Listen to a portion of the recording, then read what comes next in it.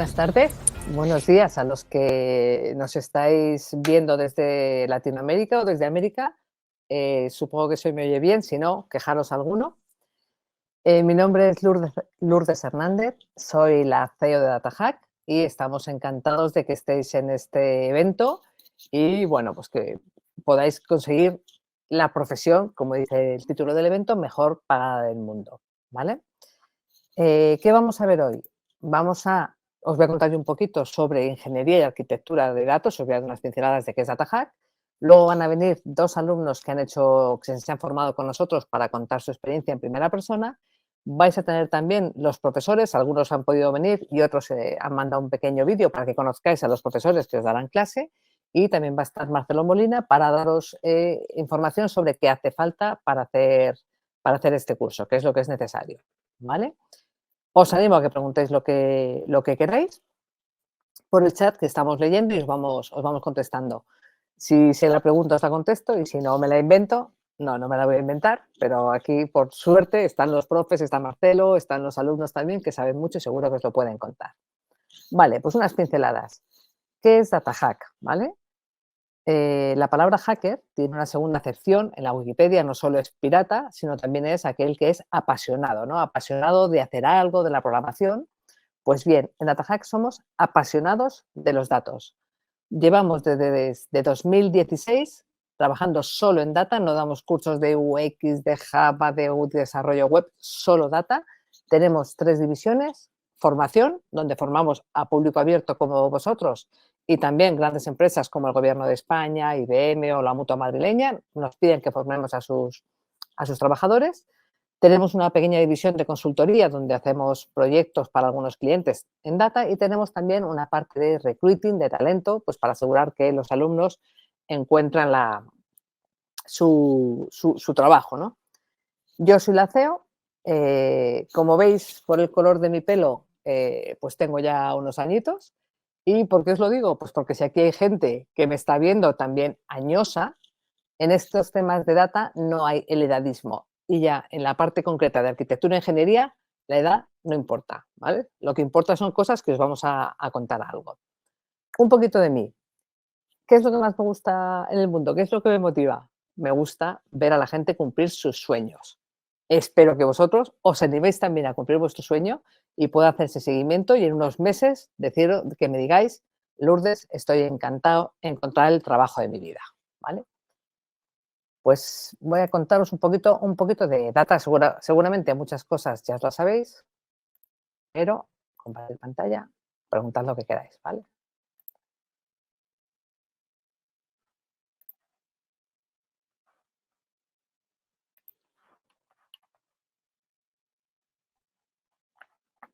Vale, aquí va.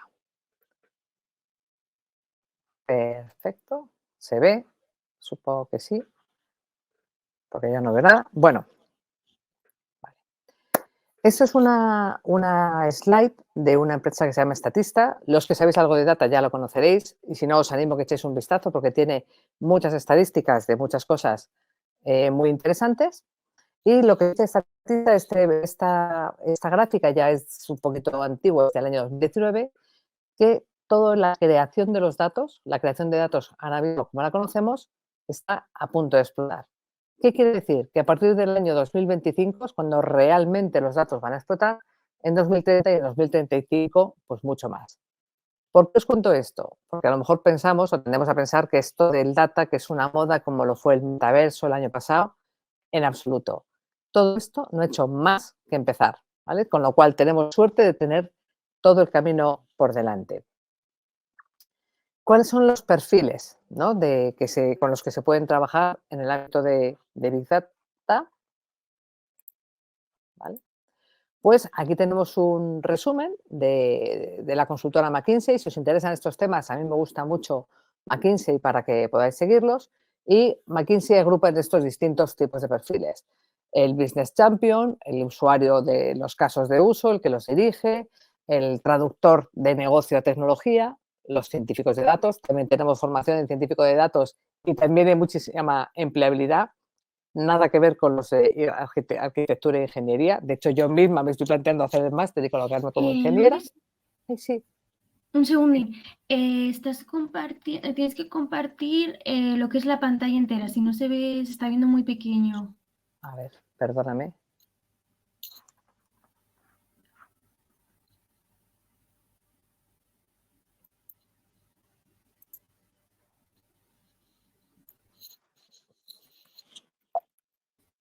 Mira, voy a hacer una cosa.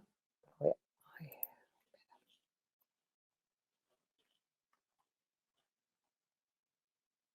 Cajes del directo. Sí. Vuelvo. Compartir pantalla. Sí, en modo presentación. Ah, toda la pantalla. Ok. No, en modo presentación, sí. A ver, ¿Así se ve bien? a ver. Ahora sí. Si le das Vale. abajo, o bueno, así ya se ve, pero si le das abajo, ¿Así se ve? Le he dado abajo. ahí, está perfecto. Muchas gracias, perdona. No, no a vosotros, claro que sí. Vale. Gracias, gracias Inti, que es el que nos decía aquí que se vea pequeño. Vale. Entonces estábamos aquí, estaba en la siguiente slide. A ver. Vale, aquí se ve bien grande, ¿no? Los sponsors de los casos de uso, el propietario del caso de uso, pues el jefe que decide hacer determinadas cosas con los datos, el de traductor de analítica, de Analytics, el Data Scientist, y luego tenemos el Data Architect y el Data Engineer, ¿vale? Estos dos perfiles de los que estamos hablando hoy. Perfiles que están súper buscados y súper valorados en el mercado. No solo os lo digo yo, ahora os voy a mostrar más gente que lo dice y los vais a tener aquí para que los podáis ver, ¿vale? Si tenéis un perfil técnico, yo no lo dudaría, ¿vale?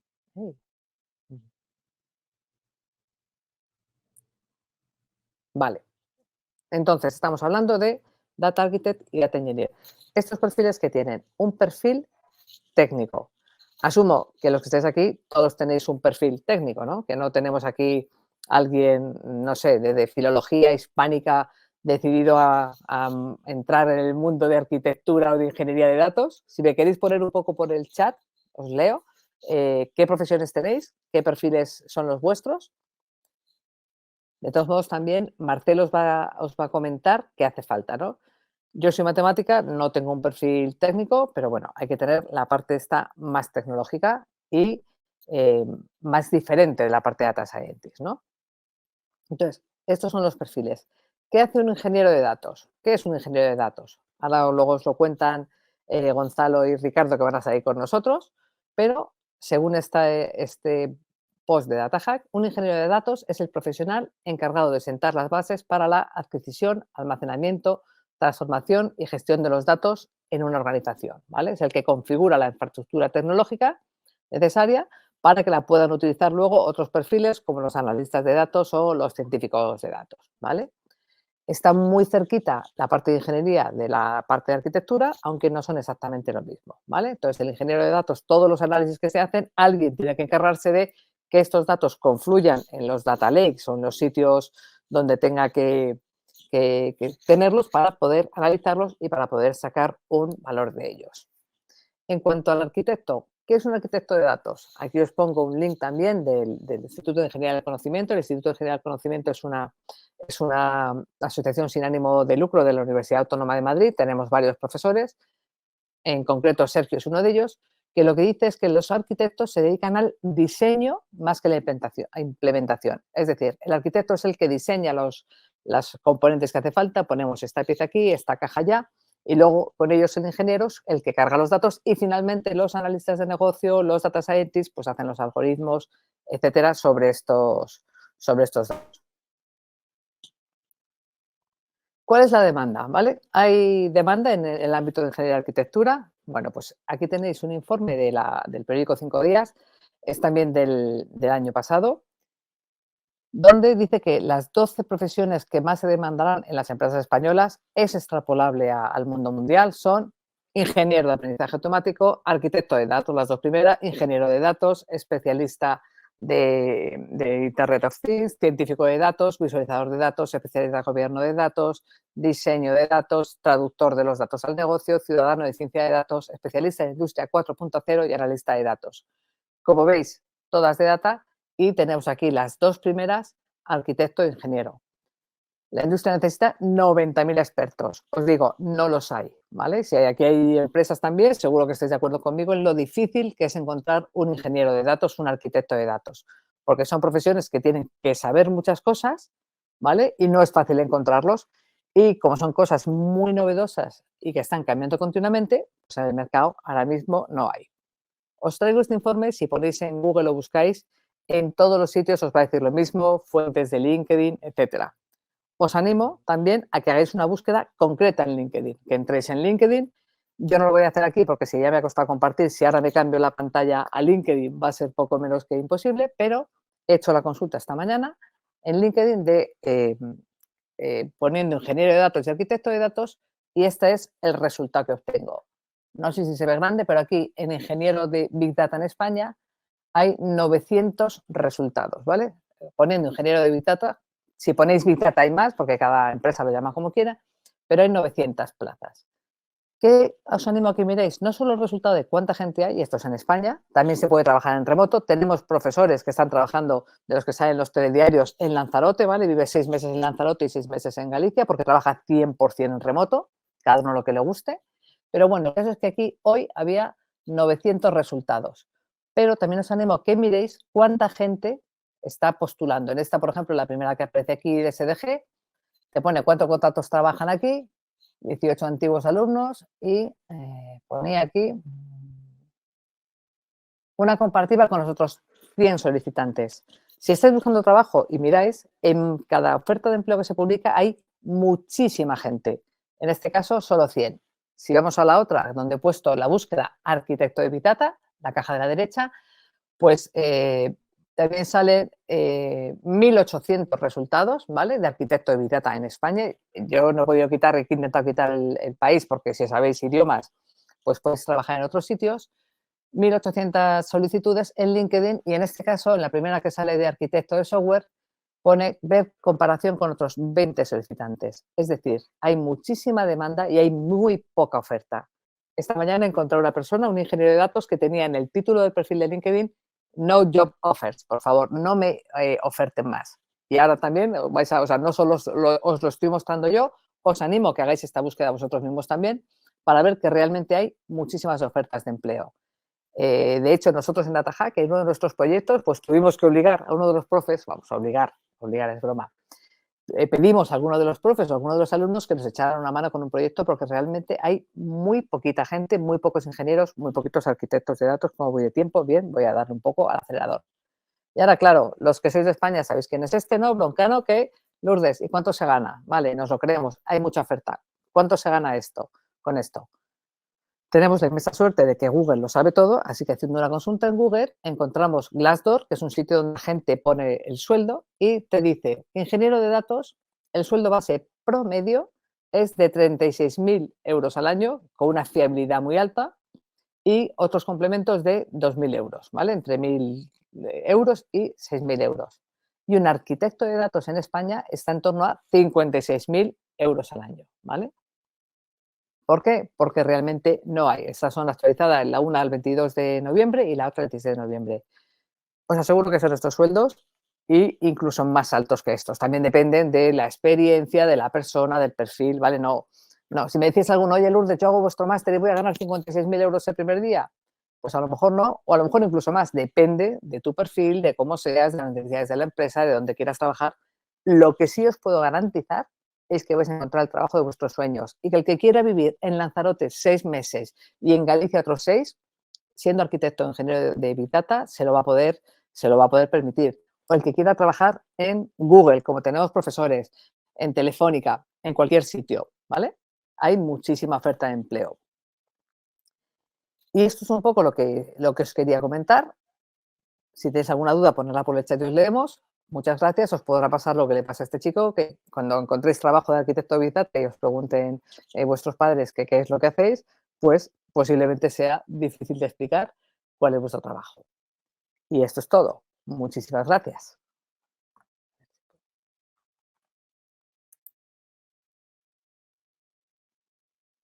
Os dejo ahora con... Vamos a pasar con el vídeo de David García. Así que nos ponemos con él. Muchas gracias, Lourdes. Hola, soy David García Escobar, Engineering Manager de IKEA Global y profesor del máster de DataHack en diferentes asignaturas, Hadoop, Spark, entre otras.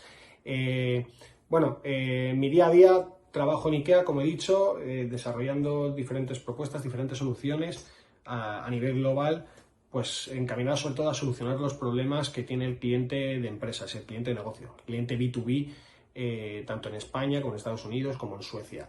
En mi actual labor es dirigir un equipo de 20 personas y estamos haciendo lo que va a ser la web del futuro para empresas en IKEA. Por supuesto, esto requiere muchísima analítica de datos, una gran infraestructura y una arquitectura de datos por detrás que nos ayudan a identificar pues, principalmente las necesidades que tienen los diferentes perfiles de clientes que tenemos actualmente. Bueno, creo que el máster de DataHack es diferente de otras propuestas que hay en el mercado actualmente por 3 motivos principalmente. El primero de ellos es que a nivel tecnológico está súper actualizado. Todas las tecnologías que estamos impartiendo actualmente son tecnologías que se demandan y que se utilizan en nuestro día a día. El segundo es el profesorado. Tengo la suerte de conocer a muchos de mis compañeros de profesorado y creo que el equipo que hay es excelente, además es cercano y tiene una experiencia, muchos de ellos, algunos nos conocemos incluso antes de participar en DataHack y creo que eso nos diferencia con respecto a otras escuelas donde, pues bueno, no tienes la oportunidad a lo mejor de aprender con gente que está en la industria de verdad, ¿no? Como somos nosotros. Y el tercero es la metodología. Todos los profesores, desde la dirección hasta el último de los profesores, pues estamos sólidamente convencidos de que no solo vale con enseñar, sino con que intentamos hacerlo de una manera que sea dinámica, que sea divertida, en la que los alumnos se sientan parte de algo y puedan aprender y desarrollar sus habilidades, sus conocimientos de una forma práctica desde el primer minuto. ¿Cómo veo el mercado? Pues veo un mercado con sed cada vez más creciente de ingenieros, de arquitectos de datos, de gente que sepa de arquitectura, ¿no? Durante los últimos años hemos visto que el foco ha estado en la parte de data science, de analítica de datos. Son partes que obviamente tienen mucha importancia, pero que han recibido mucho foco de atención, mucho marketing durante los últimos años. Sin embargo, necesitamos arquitectos, necesitamos ingenieros de datos y cada vez más, ¿no? Porque el otro área, el área de data science, pues de alguna manera sí que se está quedando un poco cada vez más impactada por la inteligencia artificial, pero la arquitectura de datos, la arquitectura de software es un área que permanece constante, ¿no? A lo largo de los años y que no ha recibido tanto foco de atención y que precisamente por eso hace que el mercado esté demandando tanto estos perfiles, porque no hay tanta gente formada en esto como el otro. Pues efectivamente creo que no hay cultura de máster en general ahora mismo en España para lo que es todo arquitectura e ingeniería, ¿no? Durante los últimos años el foco ha estado en la parte de data science, de analítica de datos. Ha habido una cantidad bestial, ¿no? De gente que ha hecho estudios en este área, ¿no? Que venía de otras áreas, de marketing, incluso gente que venía de letras, pero es verdad que la barrera de entrada para iniciarse en la arquitectura y la ingeniería es un poco mayor, ¿no? El listón de conocimientos técnicos puede ser un pelín mayor, ¿no? Por eso, bueno, yo creo que la labor de DataHack es brutal, porque está acercando este nicho que puede ser un poco más técnico, un poco más complejo a la gente, ¿no? De alguna manera lo está democratizando y ha estructurado un plan de estudios que consigue que gente que a lo mejor no es tan técnica pues pueda medio iniciarse en esto y que gente que es técnica y que tiene un perfil mucho más técnico pues pueda considerarse, ¿no? De alguna manera ganar experiencia para considerarse experto en este área.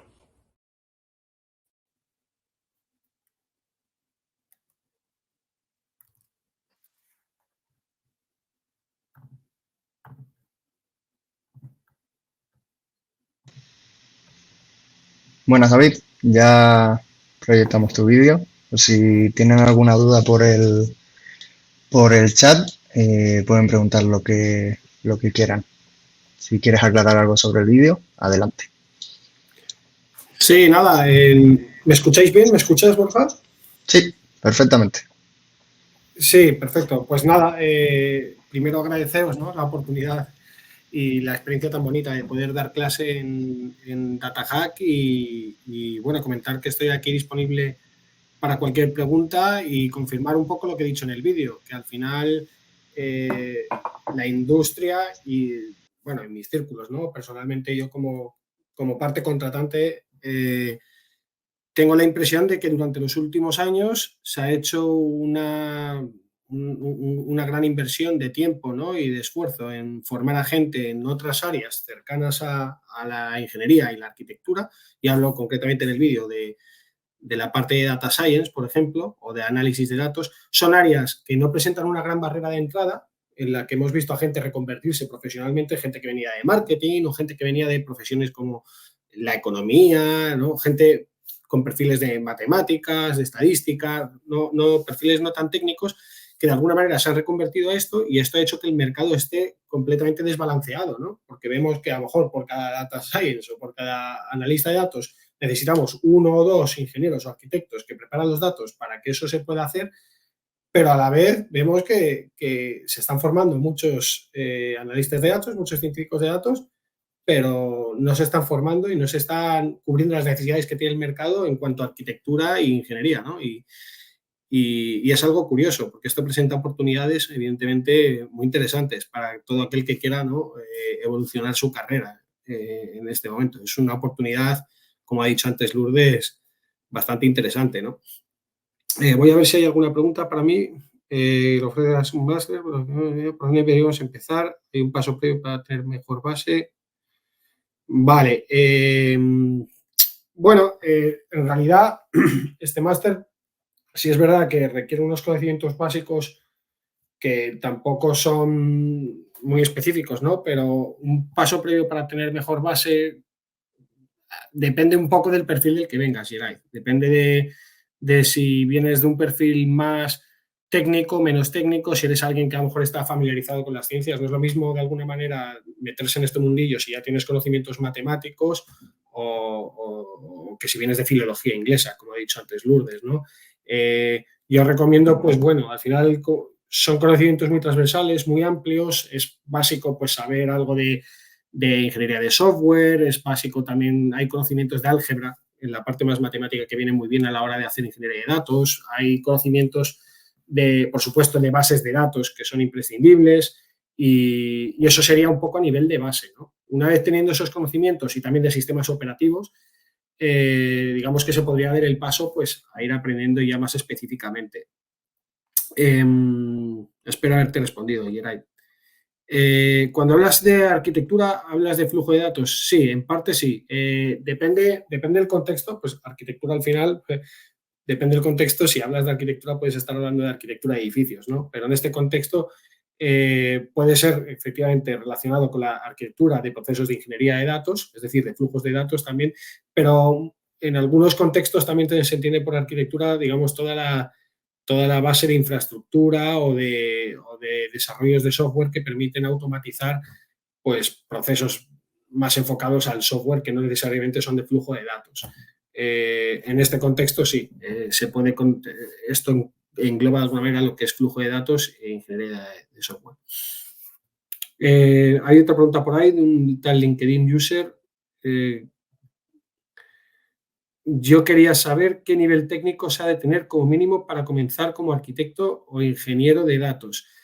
A ver, hay que saber algo, ¿vale? Si no, se puede estar algo perdido. El máster de Data Hack, la verdad es que es bastante amplio y logra satisfacer un poco las necesidades de aquellos que no necesariamente tienes que tener una ingeniería informática, ¿no? Para meterte en esto, ¿no?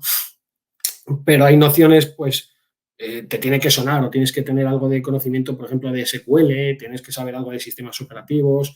En mi equipo, por ejemplo, yo siempre digo lo mismo. Ahora tenemos 2 becarios que vienen de módulos, ya no son becarios, son ingenieros junior que forman parte de mi equipo y que se ha ido formando, ¿no? A lo largo de los últimos años, últimos meses en esto. Vienen de mundos muy distintos. Uno de ellos viene de comunicación audiovisual, para que os hagáis una idea, pero es una persona que le ha encantado siempre la tecnología, ¿no? Y se ha ido formando en temas de bases de datos, de desarrollo de software, en temas de ingeniería de datos, cómo construir pipelines, y son gente que ha dado el salto.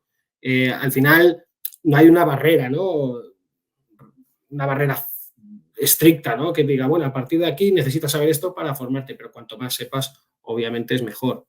Si no sabes lo que es SQL, te recomiendo que obviamente hagas un algo antes, ¿no? Que sea un curso online o algo, porque hay ciertas cosas básicas que sí que se deben de saber. Inti Luna Avilés. Según tu experiencia, ¿cuál es la parte que requiere más esfuerzo a los estudiantes para aprender? En otras palabras, ¿qué es lo que cuesta más? Depende del estudiante, Inti. Depende del perfil que tenga y depende de la motivación. No es un máster, este tipo de formación, tengo que decir dos cosas. Es muy reconfortante, ¿no? La gente que estudia esto y que se desarrolla en esto, al final se acaba entreteniendo, ¿no? Y acaba sintiéndose realizado de una forma muy rápida, ¿no? Pero depende del perfil, es verdad que hay gente que se puede, pues por ejemplo, los que vienen de perfiles más matemáticos, ¿no?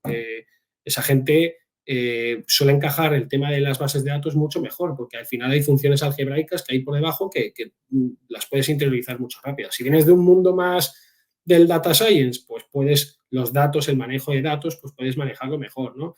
Yo no diría que hay una parte más complicada que otra. No creo que haya una parte más dificultosa que otra, pero claro, obviamente depende del alumno. Todos tenemos nuestras preferencias.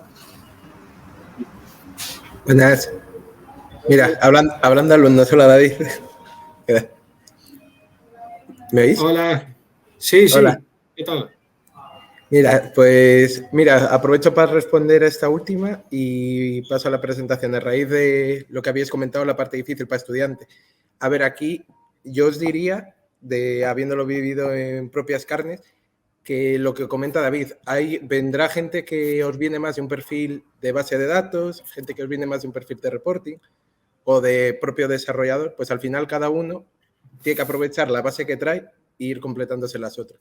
Porque sí es verdad que el máster es bastante cross, ¿vale? Así que un poco va a depender de cada uno, pero vamos, que siempre tenéis bastante ayuda durante el máster. Pero bueno, si queréis, paso a presentar un segundín y os comento un poquitín para que nos pongamos, dando un segundito. Y yo también. Presentar dispositivo. Segundito de ruedo. Vale.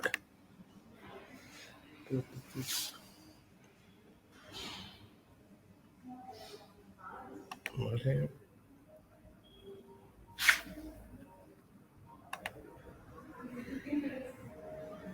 Dame un segundín, que creo que ya está.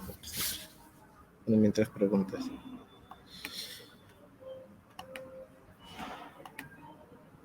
Elena, no sé si ya se ve, sí, ¿no? Ahí, perfecto. Vale, pues os comento. Bueno, lo primero, soy Gonzalo, yo ahora mismo estoy trabajando en Cívica, ¿vale? Es una pequeña consultora de unos 200 o 150 empleados que está en Granada, ¿vale? Como consultor y arquitecto preventa, ¿vale? Cursé el máster de Big Data y Analytics, ¿vale? Y más recientemente el de Arquitectura y Engineering, ¿vale? Un poco a modo resumen, lo he querido plasmar en esta línea del tiempo, ¿vale? Para que veáis un poco, pues al final, dentro de mi evolución en el mundo profesional del data, cómo me ha ido ayudando Data Hub, pues un poco en esta evolución y a ir refinando mi perfil hasta poder tener esta oportunidad de ya entrar más en la arquitectura de datos. Que yo creo que al final mucha gente se puede ver un poco aquí reflejado. ¿Qué nos pasa lo de siempre? Salimos de la universidad con un perfil muy abierto, pues al final la gran pregunta, ¿qué hago? En mi caso, yo empecé un poco en el mundo de la consultoría en un perfil más funcional y de la parte técnica, pues con ClickView, era un niño ClickView. Fui evolucionando más a modelo más Power BI, un poco más metiéndome en base de datos. Ahí es donde hice el máster de Analytics, que me dio bastante más base y más empaque para saltar un poco más a la parte de PM, ¿vale? Más ya empezando a poder coordinar un poco equipo de data, pero siempre desde un punto de vista, como siempre lo pongo, es 60% técnico, 40% funcional y 100% coordinar gente. ¿Qué pasó? Como siempre en todas las empresas, no es habitual, pues te puede llegar una oportunidad si confían en ti. Y fue mi caso, pues me tocó entrar un poco en arquitectura de datos. ¿Qué veía yo? Por mi background podía estar un poco cojo en esa parte y tenía que buscar una formación aparte. En este caso, ya había estado con DataHack, había acabado muy contento con el máster y dije yo, pues mira, tienen uno de esta temática, me puede venir muy bien. pasé de estar 100% coordinando y pidiendo reuniones a la gente a sufrir yo las reuniones. Y de hecho no lo he mejorado en el cambio de empresa porque ahora siendo preventa, como entenderéis, tenemos mucha reunión con cliente para saber un poco cómo está su sistema, cómo tenemos que cambiar su estrategia de datos. Pues al final te requiere mucho cargo de reunión. Pero vamos, todo el máster, todo lo que te da de herramientas, al final te habilita para que puedas correr. Hay un campo muy grande que recorrer en toda la parte de arquitectura y de data engineering, y al final este máster lo que te va a dar pues son herramientas para que te puedas pegar en el mundo profesional. Vale. En cuanto al máster, ¿por qué recomendaría yo que hiciese este máster a nivel personal? Como habréis podido ver con David, que ha estado hace un segundín, los profesores la verdad que son bastante cercanos. Yo siempre, pues al final hasta a mí me pasaba que estaba en paralelo teniendo dudas de proyectos mismamente en mi ámbito laboral y la verdad que pues estaban abiertos, te ayudaban, te daban por ahí algún consejo. La verdad que esa es una parte que ganáis de primeras. A nivel, ya no solo es a nivel slide teórico, te cuento, no. Aprendes las tripas, aprendes lo que estás haciendo y el por qué lo estás haciendo, ¿vale? Y es algo que debería ser lo normal, pero en pocos máster te lo sueles encontrar y en la formación en general. Después, más por la parte de entregables, que al final es un poco cómo os van a evaluar también y lo que sentís un poco más realizado porque es cuando ya entráis y tocáis el barro. En esta parte, aquí sobre todo, ¿qué destacaría yo? La creatividad. Tienes más o menos un marco en el que te tienes que mover para hacer la práctica, pero tú ahí tienes cancha para proponer y adaptarlo. Por poneros un ejemplo, en toda la parte de Kafka, en el caso de mi proyecto personal, yo enganché desde una API de Twitch, sacaba a partir de ahí todos los mensajes en tiempo real, los pasaba por un clúster de Kafka, hacíamos un análisis de sentimientos en tiempo real, todo el servicio apificado, lo dejamos en una base de datos y hacía hasta la visualización en Power BI. Pues al final fue una idea de, oye, me gustaría hacer esta práctica de esta manera para aplicar este conocimiento que hemos visto de Kafka y no hubo problema, mucha flexibilidad y la verdad que todo el feedback que te dan los profesores te ayuda mucho a mejorar y vamos, al fin y al cabo, a sentar un poco estas herramientas. Y es justamente lo que un poco os quiero transmitir también, las clases. No son 300 slides en las que te vayas a dormir en el ordenador. Hay mucho feedback. Es mucho toma y daca. Y vamos, si tenéis alguna pregunta más del día a día que podamos tener, estoy totalmente abierto. Aquí por el chat no veo. Aprovechad para lanzar. Si no, doy paso a mi compañero Ricardo. Hola, buenas. ¿Qué tal, Ricardo? ¿Cómo estás, Gonzalo? Bien, aquí. Si quieres, a ver, vas presentando. Me quedo por aquí por si tienen dudas y hacemos tándem, si te parece. Vale, muy bien. Pues mire, yo, si os parece, yo me presento, ¿vale? Yo soy Ricardo Pereira, actualmente soy Product Owner y soy arquitecto de aplicaciones en Alstom, que es una ferroviaria, me entiendo que todos vosotros la conocéis. Mis estudios son sobre todo de ingeniería informática, siempre he estado vinculado al mundo de los datos. Hace unos años he venido a España, he cursado el máster de Big Data Analytics aquí en DataHack también y en los últimos meses también he finalizado en septiembre el máster de Big Data y Arquitectura y Ingeniería, ¿vale? He dejado aquí mis datos porque si queréis preguntarme después de forma más tranquila, alguna duda que podáis tener sobre el máster, pues para adelante, no tengáis miedo, ¿vale? Además de todo lo que ya ha comentado mi compañero Gonzalo, a mí me gustaría también que entendáis un poco cuáles fueron mis motivaciones, tanto para hacer el máster, ¿vale? Por un lado, por supuesto, una pasión que tenía que todo lo relacionado con Big Data y también tenía que tener que la escuela en donde yo hiciera el máster fuera algo recíproco, ¿vale? Que fuera una escuela que no fuera algo que se dedique de forma puntual, sino que el Big Data haga parte del corazón de lo que puede ser la escuela, como yo creo que es el caso de DataHack, ¿de acuerdo?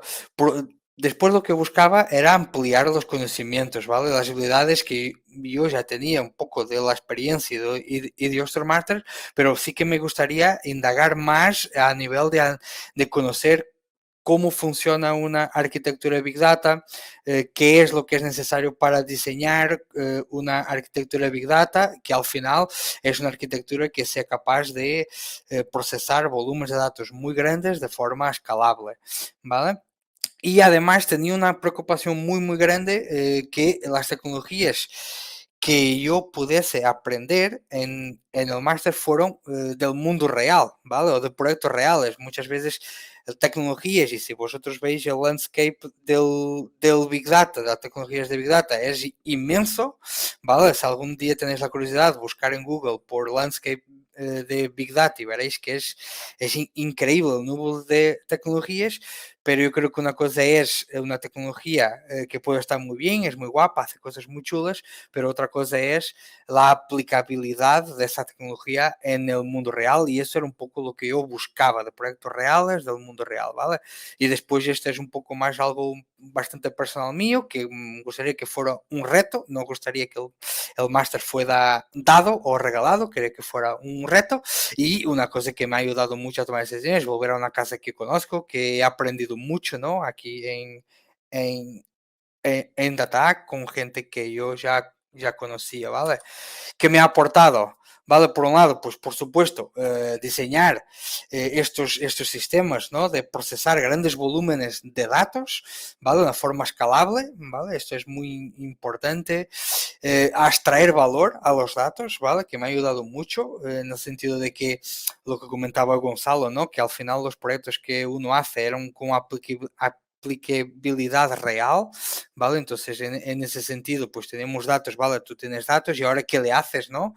Es un poco como el perrito que está buscando el coche, que siempre lo está buscando, pero después no sabe qué hacer con él. Pues aquí hemos aprendido, ¿vale? Pues tienes los datos, vamos a darles valor, ¿vale?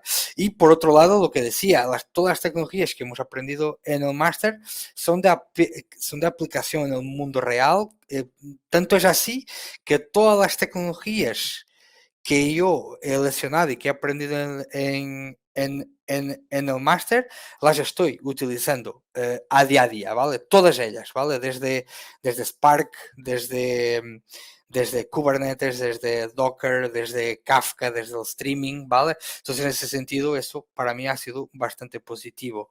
Después, todos los proyectos, al final de cada una de los módulos, a mí me han parecido proyectos muy innovadores, ¿vale? Eran desafiantes, no eran proyectos fáciles, es decir, no era algo que lo hacías en un par de horas, era algo que le tenías que dar cariño. Yo creo que eso también es muy bueno porque aprendes haciendo, ¿no? Que es una cosa que yo creo que hay que destacar aquí, es que aprendes haciendo, por supuesto, das alguna teoría, pero el grosso, ¿no? Está en la practicidad de todo lo que uno hace, ¿vale?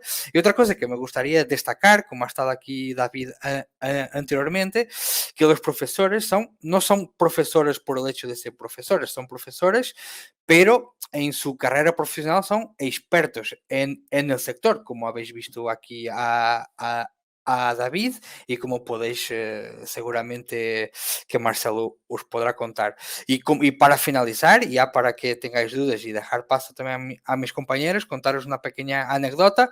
Tanto esta imagen que veis aquí como la imagen que veis aquí, las he creado utilizando una inteligencia artificial, ¿vale? En que la arquitectura de que yo pudiese consultar la inteligencia artificial la he justo utilizado, poniendo en causa, lo hice este fin de semana, poniendo en utilización gran parte de los conocimientos que he aprendido durante el máster, ¿de acuerdo? Pues he descargado los modelos, los he puesto en Docker, los he subido a cloud de Amazon, he puesto una API y a través de esa API pues yo consultaba estos modelos, en que aquí le he pedido un robocito que estuviese aprendiendo, ¿vale? Y aquí le he pedido que el mismo robocito que me había creado antes, pues que ya tuviese un traje y ya estuviese trabajando en una oficina, ¿vale? Y esto es un poco lo que quería yo contaros, pero preguntar lo que vosotros queráis, ¿de acuerdo? Va, Rafa. Hola, buenas. ¿Qué tal? Hola a todos. Muy bien. Gracias, Ricardo, por tu testimonio. Y bueno, yo estoy aquí, yo soy Rafael, soy arquitecto de datos en Paradigma Digital. Y bueno, he venido a contaros un poco, también soy profesor en el máster, ¿vale? Doy la parte del módulo de NoSQL y también del stack de Elasticsearch. Y vengo a contaros un poco cómo es el día a día de un arquitecto de datos, ¿no? Para que os hagáis un poco a la idea de qué tipo de tareas o qué responsabilidades tenemos dentro de un proyecto, ¿vale? Entonces, lo primero, lo importante es entender, ¿no?, qué responsabilidades tiene un arquitecto de datos frente al dato, ¿vale?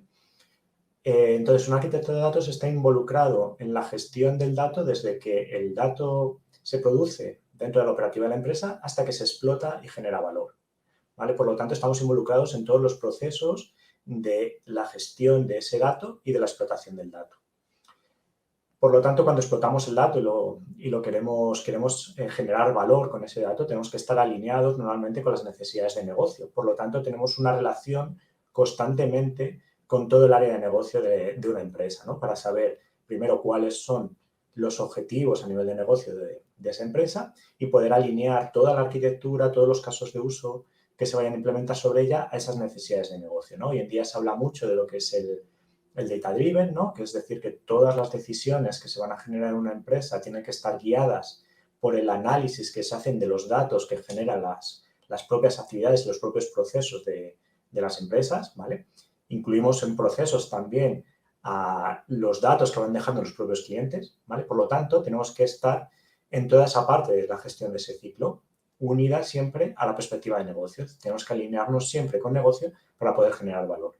Entonces, ¿esto qué implica? Bueno, pues va a depender un poco del nivel de madurez donde estés en el proyecto en el que entres, ¿no?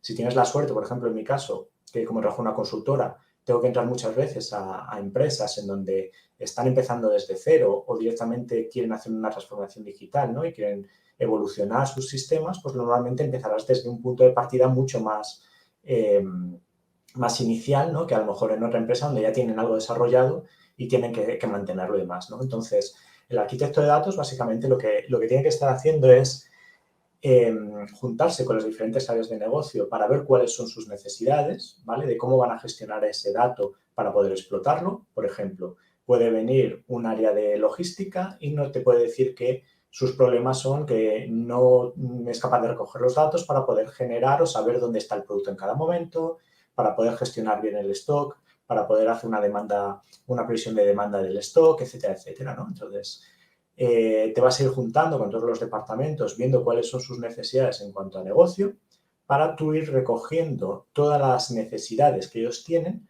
para poder ir desarrollando o diseñando, mejor dicho, una arquitectura que soporte todas esas necesidades que tienen, ¿vale? Es decir, que dé las capacidades para desarrollar esos casos de uso, ¿vale? Entonces, aparte de juntarte y ver esas necesidades para luego poder diseñar una arquitectura que sea capaz de absorber todas esas necesidades a nivel técnico, ¿vale? También te tienes que encargar de todo el ciclo de vida del dato, ¿vale? Es decir, por dónde tiene que ir pasando el dato, cómo se va a ir transformando, cómo se le va a ir dando calidad, cómo se va a ir cruzando con otros datos, para ir generando un dato de mayor calidad, ¿vale? Y poder ir obteniendo un dato que represente la verdad de la empresa. Y esa verdad, es decir, que sea un dato confiable y que el resto de los departamentos pueda confiar en él y generar una analítica y unos casos de uso que sean viables, ¿no? Porque se acerca a esa realidad, a esa verdad de la empresa. Por lo tanto, también hay que diseñar cómo va viajando ese dato, en qué niveles los vamos a ir consolidando esos datos, qué tecnologías vamos a utilizar para almacenar esos datos consolidados, qué tecnologías vamos a utilizar para adquirir los datos, ingestarlos, transformarlos, darle calidad, almacenarlos y cómo explotarlos, ¿vale? Es decir, cómo vamos a entrenar, cómo vamos a disponer los datos para que los entrenen los científicos de datos, cómo vamos a posteriormente a servir los resultados de esos modelos y también cómo visualizar los datos que puedan ser resultantes de esos modelos o resultantes de analítica de negocio más tradicional, ¿no? Entonces, tenemos que entender todos esos casos de uso, tenemos que entender cómo va a ir bueno, y definir cómo va a ir ese flujo del dato, ¿no? Para poder seleccionar las tecnologías que vamos a utilizar por debajo para que todo esto sea viable, ¿no? Y esto es algo importante, la viabilidad, ¿no? Porque podemos tener un equipo de científicos de datos que son capaces de hacer un modelo de Machine Learning que hace exactamente lo que queremos, pero si no tenemos una arquitectura que nos permita adquirir el dato con la calidad necesaria, en el tiempo necesario, y además servir los datos de una manera fiable y el resultado de esos modelos de una forma fiable y en el tiempo necesario, por mucho que eso no exista, aunque el modelo sea muy bueno, ¿vale? El caso de uso no va a ser viable, ¿vale? Por lo tanto, también tenemos una responsabilidad bastante importante en la viabilidad, ¿no? de la solución final del caso de uso, ¿vale? Entonces, esto es un poco las líneas sobre las que trabaja un arquitecto de datos, ¿vale? Y luego, aparte de esto, también quería comentaros un poco cuáles son los retos a futuro de la arquitectura del dato, ¿no? Porque la arquitectura de datos está en continua evolución, ¿vale? Además, tenemos como una extraña manía de damos 2 pasos para adelante y 1 para atrás, en el sentido de que originalmente los datos los teníamos distribuidos por toda la empresa en diferentes silos de información, cada departamento se montaba su data warehouse para explotar los datos de aquella manera, como ellos entendían. Y eso tenía muchos problemas, entre otras cosas, pues había diferentes departamentos, ¿no? Que entendían los datos de diferente manera y los datos eran los mismos. Entonces, a lo mejor para un departamento un usuario es una cosa, para otro departamento un usuario es otra cosa. Entonces, explotaban la información como ellos buenamente entendían, ¿no? Para solucionar eso, vinieron las arquitecturas de lagos de datos, ¿no? Que lo que hacían era centralizar todo en un único lago de datos y ahí se normalizaban todos los datos y también se llegaban a acuerdos de qué eran esos términos de negocio, ¿no? Un usuario es esto y esto es para toda la empresa. Ahí empezaron todas las arquitecturas basadas en lagos de datos, ¿no? Esto además estaba asociado al Big Data porque según se iban explotando los datos, se veía que había más datos que podían ser interesantes y todo esto además explotó con las empresas que empezaron a hacer negocio a nivel internacional, por lo tanto tenían volúmenes de usuarios muy grandes, ¿no? Entonces el volumen de datos fue exponencial, creció de forma exponencial, necesitaban arquitecturas y nuevas tecnologías que fuesen capaces de explotar volúmenes de datos más grandes, ¿no? El siguiente paso fue ir hacia un modelo Data Fabric, que es más o menos en el que estamos ahora, ¿no? Que se recubre ese lago de datos con procesos, con automatización de procesos e intentando siempre llegar, por ejemplo, al self-service del dato, ¿no? Que alguien en un departamento sea capaz de decir, necesito esta fuente de datos que está en este dato operacional para poderla explotar. Y que él solo, con todo el framework de datos que se va generando desde el departamento de data, sea capaz de hacer eso a través de 4 clics en una interfaz gráfica, ¿no? Entonces, ¿hacia dónde va esto, no? Bueno, pues lo que os quería decir que damos 2 pasos para adelante, damos 2 pasos para adelante y 1 para atrás, ¿no? Pues que a veces puede parecer eso, ¿no? Lo que estamos viendo ahora es que el problema de este modelo de tener todo el lago de datos centralizado en un único punto es problemas de rapidez, ¿no? Tenemos un cuello de botella, al final tenemos un departamento de datos muy grande que tiene que asumir toda la gestión de la demanda de los datos de todos los departamentos de la empresa.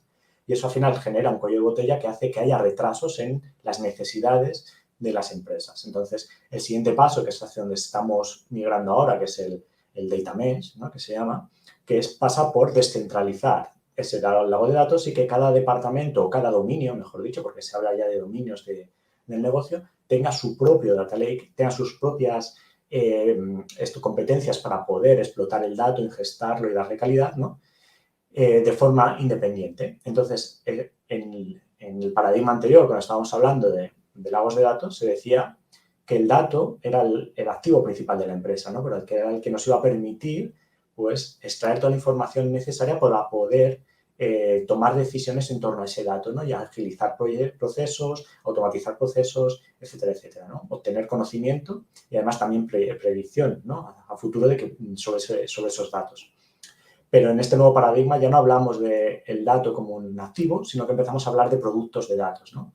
Porque si volvemos otra vez a descentralizar, de alguna manera tenemos que seguir manteniendo esa verdad única de la empresa, ¿no?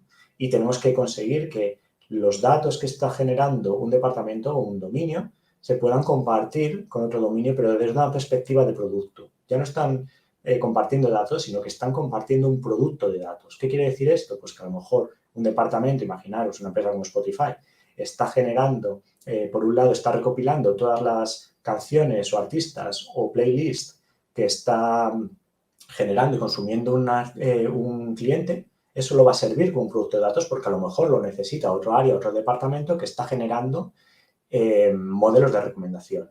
Pero ese otro departamento, otro dominio que genera modelos de recomendación, tiene que ser capaz de, a su vez, distribuir esos modelos, ¿vale? El resultado de esos modelos, esas recomendaciones, como otro producto de datos que puede utilizar otro departamento, ¿no? Entonces, aquí se hace muy importante, por ejemplo, toda la parte de gobierno del dato y la parte de oficina del dato, ¿no? Entonces, eso es un poco el futuro. Y en cuanto a o por dónde estamos caminando ahora, ¿no? Y en cuanto ya a arquitectura, ¿no? También volvemos otra vez a los 2 pasos para adelante y un paso para atrás. Empezamos en el mundo on-premise, casi todo era instalado on-premise, ¿no? Tanto en los data warehouses como en la primera época del Big Data.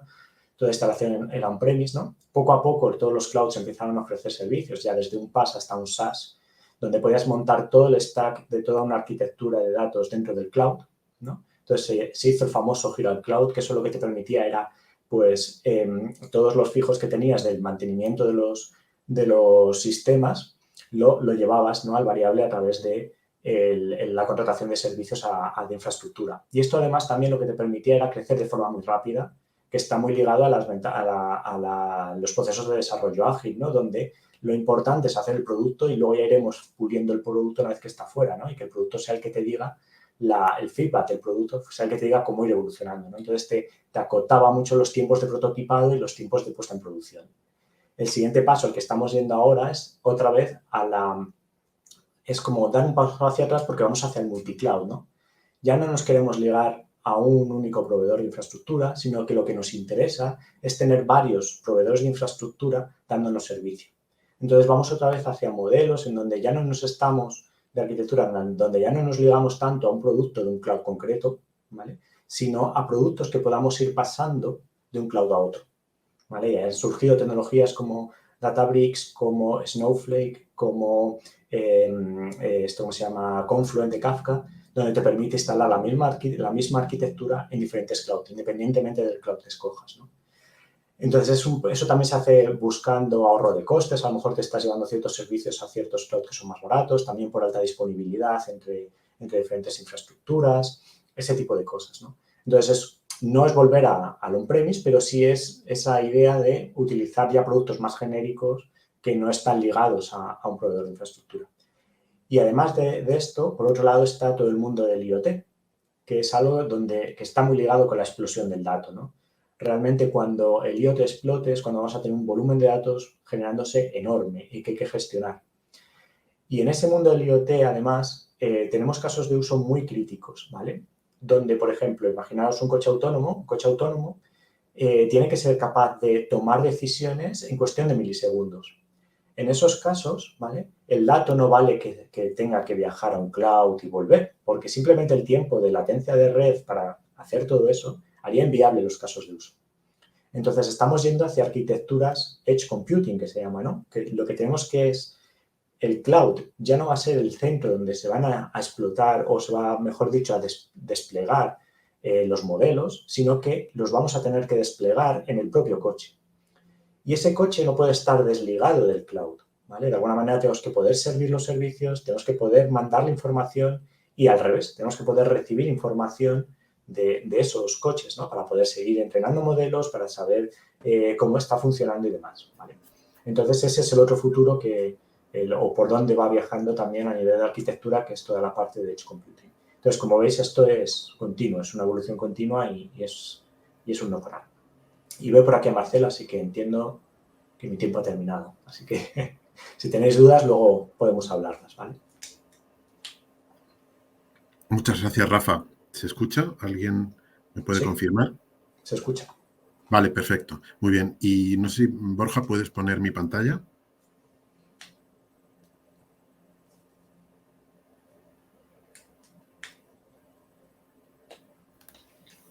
Ya se ve perfectamente. Ah, vale, porque yo no lo estoy viendo todavía. Ok, perfecto. Vale. Bueno, pues buenas tardes, soy Marcelo Molina. Rafa, qué pena cortarte, súper interesante. Y además, gracias por el esfuerzo cambiando ahí de proyectos. A David también, que acaba de ser papá, grabó su vídeo, pero luego ha podido conectarse. Gonzalo, que ha tenido que marcharse, que nos ha hablado desde el aeropuerto, bueno, y varios profes que también han dejado sus vídeos para estar aquí presentes, pero no los vamos a poner, los dejaremos después de la sesión por si alguien quiere verlo luego en diferido, que pueda ver, ¿no? Y hay tanto que nos gustaría contar, entonces yo os voy a decir un par de cosas y seré breve porque ya no hay tiempo para extenderse. Pero la más importante es este. Aquí tenéis mi contacto. Con calma, no así, hablando deprisa, que podáis preguntar. Hay cosas como, oye, ¿qué perfil o qué conocimientos previos tengo que tener? Yo os voy a hablar un poco de esto y rápido, pero eso merece la pena y es un tema muy importante. Así que más nos puedo poner, como ha hecho Ricardo, ¿no? Ahí tenéis directamente por WhatsApp o hablamos por teléfono y lo vemos con la calma que necesitéis. Entonces, bueno, yo os voy a hablar de qué conocimientos imprescindibles se deben tener para usar bien el tiempo del máster y no estar dedicando el tiempo de estos de profes como los que habéis visto, como David, como Rafa, o como los que veréis luego en los vídeos el que quiera, a cosas que se pueden aprender con un tutorial de una forma más básica. Entonces, distinguimos muy bien qué es necesario saber para aprovechar bien el máster, pero que queremos que se vea antes para llegar bien preparado en cosas que te puedes preparar bien fuera sin la necesidad de tener un súper profesor dándote clase, ¿no? Entonces, bueno, de aquí a que empiece la próxima edición, 19 de enero, por cierto, saludo a varios de los alumnos que vais a empezar el 19 de enero, que sé que he visto por aquí que estáis alguno. Entonces, de hecho, algunos ya estáis preparándose en estos conocimientos previos, ¿no? Entonces, ahora los voy a poner, pero es normal que no los tengáis todos. Si os falta alguno, pues lo vamos a ver. Os damos la preparación previa necesaria de aquí a que empiece el máster para que lleguéis con la nivelación, ¿vale? También aprovecho para decir que Ricardo va a ser el tutor de esa próxima edición. Ricardo, quien nos ha hablado, ¿no? Bueno, entonces, esto que pone aquí, esta slide tiene un poco de peligro y que no puedo evitar decirlo. Pone tecnologías impartidas en el máster. Quiero dejar claro que el máster no es tecnologías solo. Y creo que en la presentación de Rafa Garrote, genial Rafa, queda clarísimo. Es decir, cuando hablamos de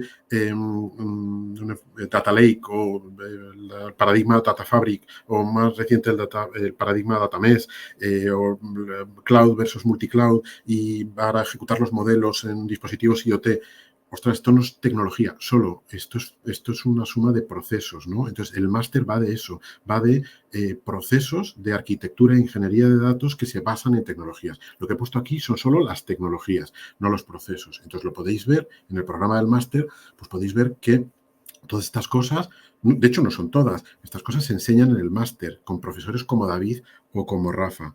Pero para aprovecharlo, como decía antes, hay una serie de conocimientos previos que hay que tener, que los pongo a continuación y los cuento rápido. De izquierda a derecha está la importancia. Python y SQL. Python y SQL hay que tener un nivel importante. Cuando digo SQL me refiero a hacer consultas, poder hacer consultas a una base de datos, un modelo relacional. Y Python me refiero a desenvolverte con soltura haciendo programas básicos en Python, ¿no? Entonces hay que tener soltura porque son vehiculares en el máster. En el medio he puesto Linux. Bueno, pues hay que saber, Linux es amplísimo, pero me refiero a la shell de Linux. Hay que saber manejarse en el árbol de directorios de Linux. Y hay que tener una cultura básica de IT. Básica no quiere decir que haya que ser informático o ingeniero de telecomunicaciones, pero hay que tener unos conceptos básicos de tecnología, de information technology, ¿vale? Y luego a la derecha he puesto... No se pide ni mucho menos el conocimiento que se pide de Python y de SQL, pero hay que tener conocimientos básicos de analítica de datos, conocimientos básicos, saber el contexto analítico, porque no es un máster de analítica, pero toda la arquitectura de ingeniería se hace para la analítica, por eso pedimos tener unos conocimientos básicos. Pedimos tener conocimientos básicos de Java, no te vamos a pedir hacer programas de Java, pero igual te toca modificar una clase en Java. Entonces hay que saber entender lo básico de Java y lo mismo con programación orientada a objetos, ¿no? Entonces, quedaros con una idea. Es difícil que alguien sepa todo esto que pedimos de forma previa. Entonces, por eso os damos una matriz de autoevaluación y en función de cómo rellenáis, si os fijáis, aquí están los distintos conocimientos, Python, programación orientada a objetos, Java, y os pedimos que autoevaluéis vuestro conocimiento y en función de ello preparamos un plan de preparación previa que no tiene un coste adicional al máster para que lleguéis preparados en esto. Entonces, no me extiendo por aquí. Cualquier duda, me contactáis y lo vemos, ¿vale? Y tenía el último punto de la sesión que quería comentaros, bueno, pues es aprovecha la ocasión, dice, ¿no? Entonces, si eres antiguo alumno, que alguno hay, y nos traes un nuevo alumno al máster, recuerda que está el programa Refer a Friend, ¿no? Entonces hay un bono, regalo por cada alumno que traes. Pero si no eres antiguo alumno, si traes un alumno al máster, te regalaremos este smartwatch, un smartwatch, y si te apuntas al máster, sobre el precio para este año 2024, para los asistentes a esta sesión, hay un descuento de 500 euros sobre el precio. Que quede claro que es para este máster, no para el máster de ciencia de datos, y para esta edición, para la de enero de 2024. ¿Vale? Y vuelvo a poner mi contacto por si alguien lo quiere capturar. Y aquí acabo yo y creo que acabamos la sesión. Pero cogedlo, cualquier duda, no sé si hay alguna pregunta en este momento, y si no, pues ya sabéis dónde estoy.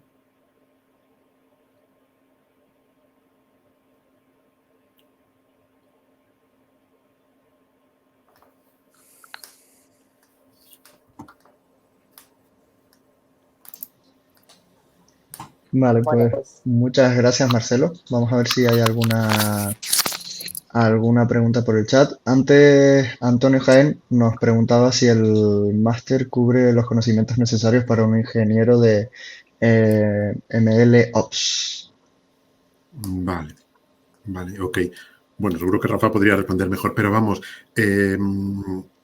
me viene a la cabeza, por ejemplo, cuando pone ahí una cajita que pone Spark. Spark es una tecnología, pero tiene muchas partes. Empezamos de cero con el core de Spark, pero vemos Spark SQL, por supuesto, fundamental.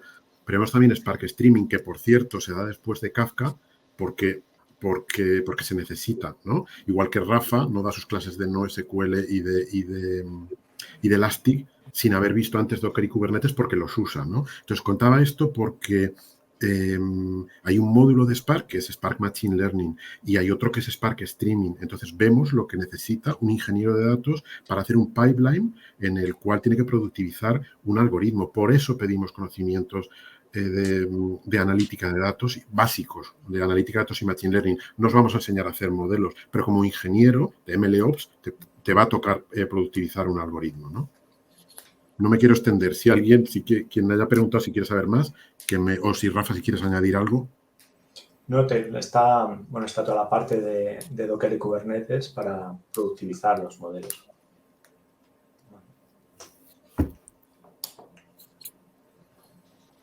Vale, también nos ponen por aquí, me imagino que hablamos de grandes empresas, las que hacen uso de diferentes clouds según sus necesidades. Esa creo que es para mí, por lo que he estado comentando antes. Sí. Y sí, hombre, efectivamente, esto también depende mucho de la empresa que tengas detrás, ¿no? Hay empresas que no pueden permitirse trabajar con todos los clouds a la vez, ¿no? Eso está claro, ¿no? Pero sí que, aunque no trabajen con varios clouds, sí que me he encontrado muchos casos, ¿vale? No uno ni dos, que piden precisamente que no haya vendor locking con el proveedor de infraestructura. O sea, no les apetece atarse al servidor de infraestructura precisamente por eso, porque algún día pueden decidir migrar a otra infraestructura simplemente porque pueden tener mejores ofertas, ¿vale? En cuanto a coste, o simplemente a lo mejor están viendo que la arquitectura del propio cloud que hay por detrás, estos son cosas que he visto yo, ¿vale? Pues no les está dando el servicio que ellos necesitan o la demanda que necesitan. Entonces, directamente se están planteando irse a otro cloud que pueda soportar, ¿no? el estrés que están generando al propio cloud con su infraestructura, ¿vale? Entonces, muchas veces lo piden eso y no me parece un criterio malo realmente cuando piden eso como criterio, ¿vale? Como requisito, ¿no? Para esa arquitectura, que es no ligarse al cloud, al proveedor. Vale, Geraint nos pregunta por aquí. En mi caso tengo algo de conocimientos técnicos, pero creo que muy limitado. ¿Creéis necesario algún FP o similar en ingeniería informática o algo por el estilo? ¿Y dónde podría cursarlos? ¿Algún sitio con buen feedback? Sí. Bueno, respondo yo. Vale. Sí, perdona, ¿Lourdes quieres? No, tú. Sí. Bueno, yo la primera pregunta que te haría, Geray, o cualquiera, es que uno tiene que tener claro hacia dónde quiere dirigir. Data es un mundo inmenso y hay una parte enorme de analítica avanzada y ciencia de datos y una parte de arquitectura e ingeniería. De hecho, arquitectura e ingeniería son al menos dos grandes áreas, quiero decir, está arquitectura de la información, arquitectura de infraestructuras, ingeniería de datos. O sea, cada una área de estas es inmensa. Toda esta parte de arquitectura e ingeniería es mucho más técnica. Entonces, lo primero que diría es realmente dónde quieres trabajar o hacia dónde te quieres orientar en data, ¿no? Obviamente, si quieres ir por la parte de arquitectura e ingeniería, es necesario un perfil más técnico.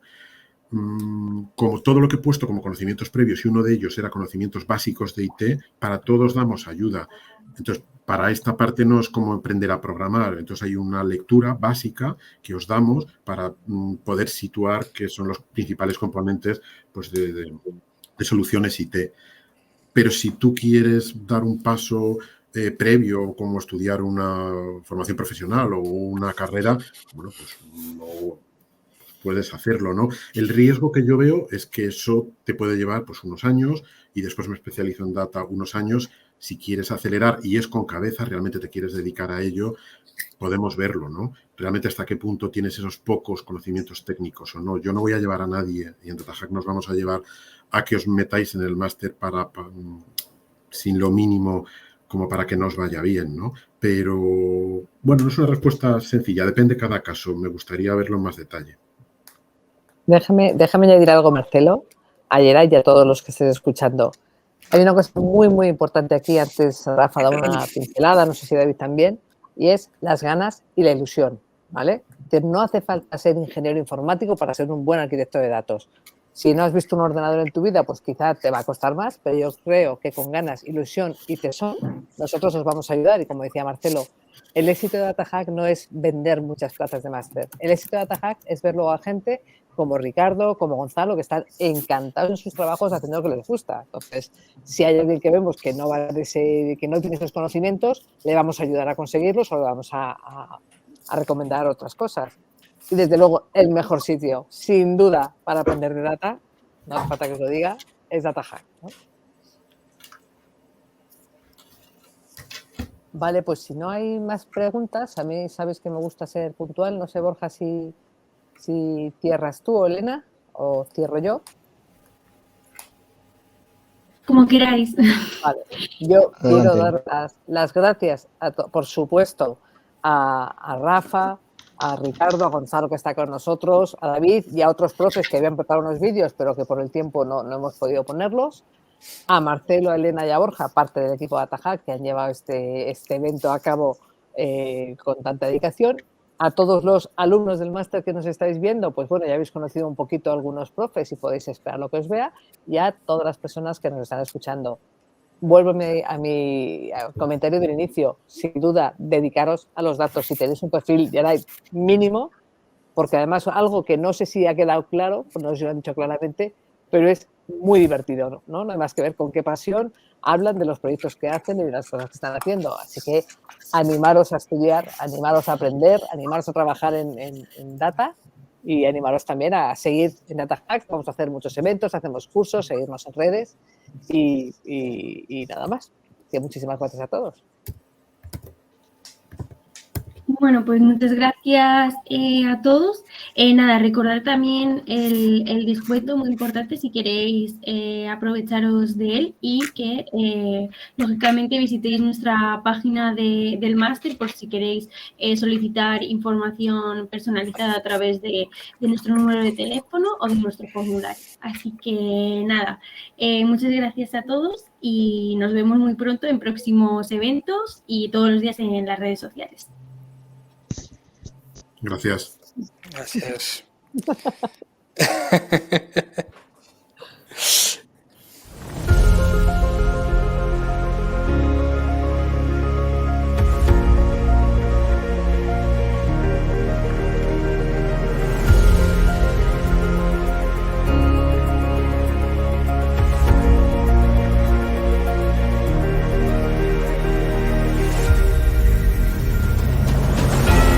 Hola, soy Miguel Ángel Sotomayor y soy Data Engineer en Birdie. una empresa que tiene su base en Londres. Mi principal rol dentro de la empresa, también he sido profesor de la Escuela de Negocios de Valencia y he colaborado con algunos proyectos de open source como Divisium. Dentro del máster de arquitectura de AtaHack, yo os voy a dar dos asignaturas, o yo doy dos asignaturas. La primera es la de Introducción a la Arquitectura y la segunda de Apache Spark. Apache Spark es mucho más grande, tiene mucho más volumen en cuanto a volumen de horas y lo que normalmente yo hago incidencia en la parte práctica, ¿de acuerdo? Doy mucha importancia a la parte práctica y a la parte de colaboración con los alumnos, ¿vale? Pero muchas veces también se aprende mucho de la opción elegida por los alumnos o de cómo los alumnos también hacen los ejercicios y entre todos yo creo que es también una parte enriquecedora dentro de la asignatura. Yo lo que intento evitar, lo que intento huir es de los típicos A, B, C y D de las certificaciones o de los cursos que hay por internet. ¿Por qué intento hacer eso? Porque yo lo que intento ahondar, el intento es destripar la tecnología, ver cómo funciona por dentro, ver qué consecuencias trae distintas decisiones que podamos tomar con esa tecnología. Intento ver el lado, digamos, el lado malo de la tecnología y también estar preparados para que nosotros de cara a mañana estemos preparados ante problemas que nos puede dar esa tecnología. ¿De acuerdo? Porque cuando todo va bien no hay ningún tipo de problema, pero lo que hay que incidir es prepararos a vosotros, a los alumnos. ¿Para qué? Para que estéis listos en caso de que algo pase. Y siempre pasan cosas, ¿de acuerdo? ¿Por qué este máster? Porque este máster es distinto a ciertas certificaciones o a hacer asignaturas por separado. ¿Qué os puede aportar este máster a vosotros? Nosotros lo que vamos a intentar, y en mi caso lo que estoy haciendo intentando con gran esfuerzo es establecer un hilo conductor entre diversas tecnologías que tenemos, ¿vale? Nosotros vamos a ver, o vais a ver un montón de tecnologías a lo largo del máster. Mi idea es intentar establecer ese hilo conductor. Yo, por ejemplo, en mi asignatura de Spark hago muchas referencias a otras tecnologías e intento incluso, hacemos prácticas con otras tecnologías. Por ejemplo, en Spark Streaming nosotros hacemos prácticas con Kafka, ¿de acuerdo? Entonces, siempre intentamos mantener ese hilo conductor. También en la asignatura de arquitectura lo que vamos a intentar hacer es coger todo ese conglomerado de tecnologías y de arquitecturas que estamos viendo y que hay disponibles, ¿vale? También hay otras tecnologías que hay disponibles en el mercado e intentar ubicar cada una de ellas, intentar posicionar también cada una de ellas en la mejor arquitectura posible, también dependiendo de los requisitos de negocio que tengamos, ¿de acuerdo? Y es que el mundo de los datos está evolucionando muy rápido, ¿de acuerdo? Normalmente hace unos años, desde mi punto de vista, había unos roles muy bien definidos de analista de datos, data science, ingeniero de datos.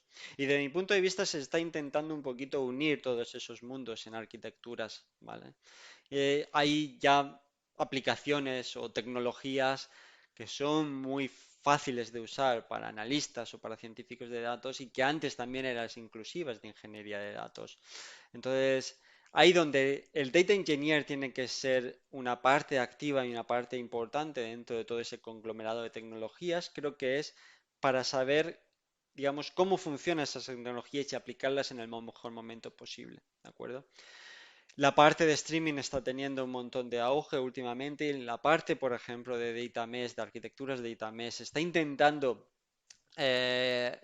habiendo una transición entre modelos que eran más monolíticos de hace unos años, de típico data lake donde metías todo en el mismo saco.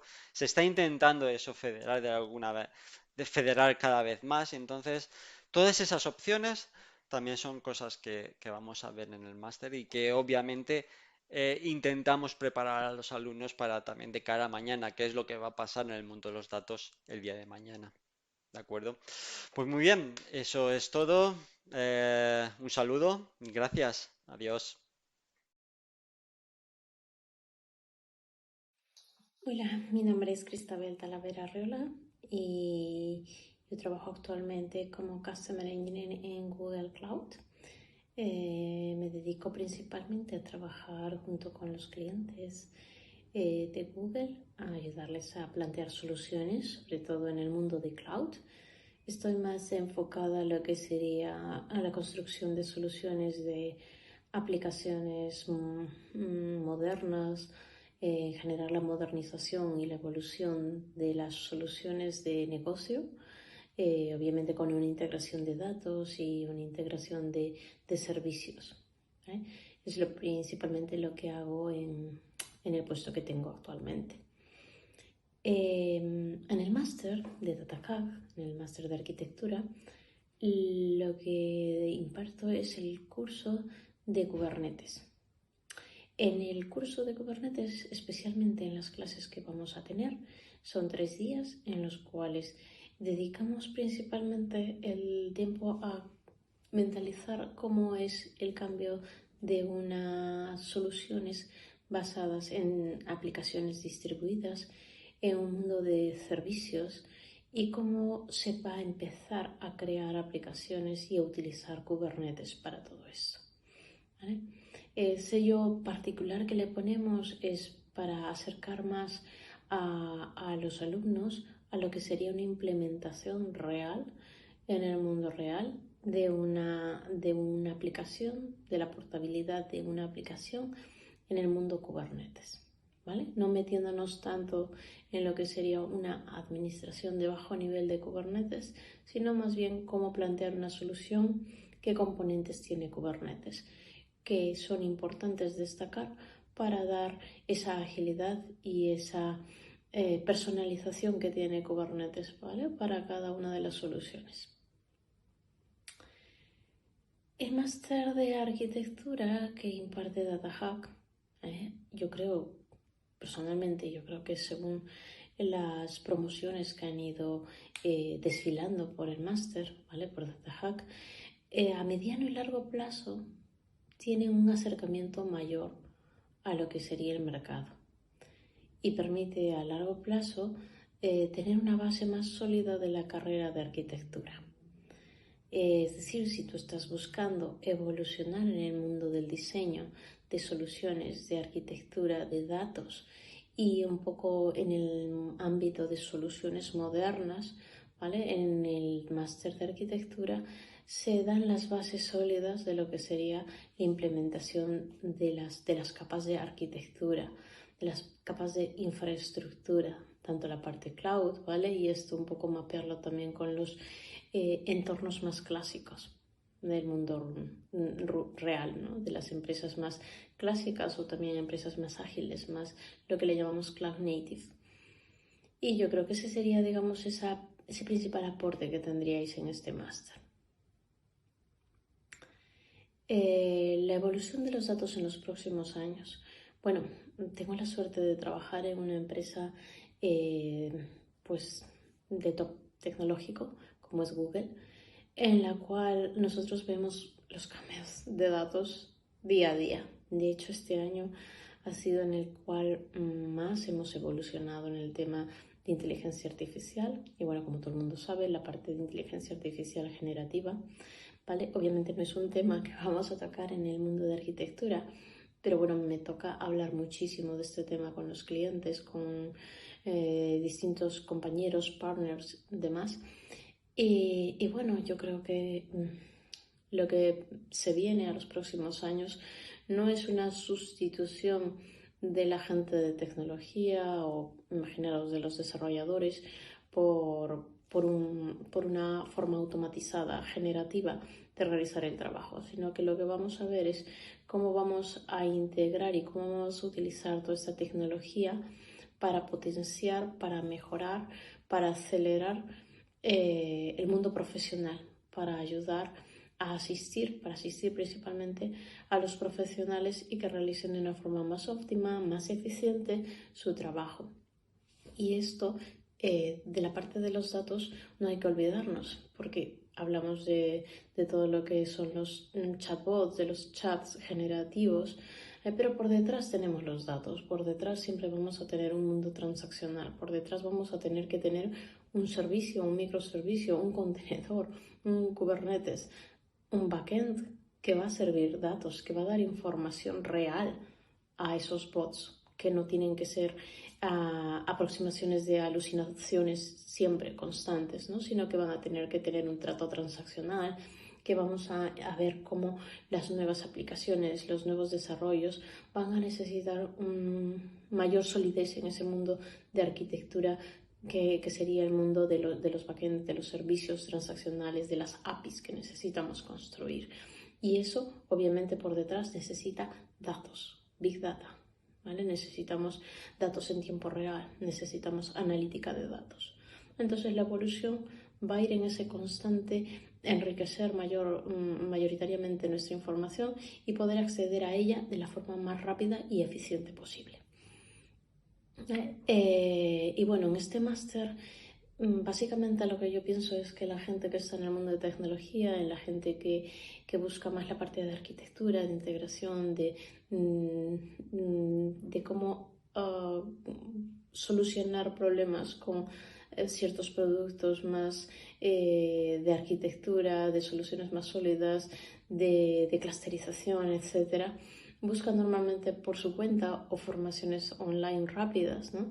Pero con este máster, que es un poco más personalizado, ¿vale? Es como un empujón que nos da a nuestra carrera para saber por dónde ir, ¿vale? Después de este máster vais a tener que, vais a ver cómo esa curva de aprendizaje de repente ha subido exponencialmente y ahora estáis preparados como para seguir formando en ese patrón, en ese camino que habéis decidido hacia lo que es la arquitectura, ¿vale? Y yo creo que es muy interesante seguir este máster y mucha suerte con él.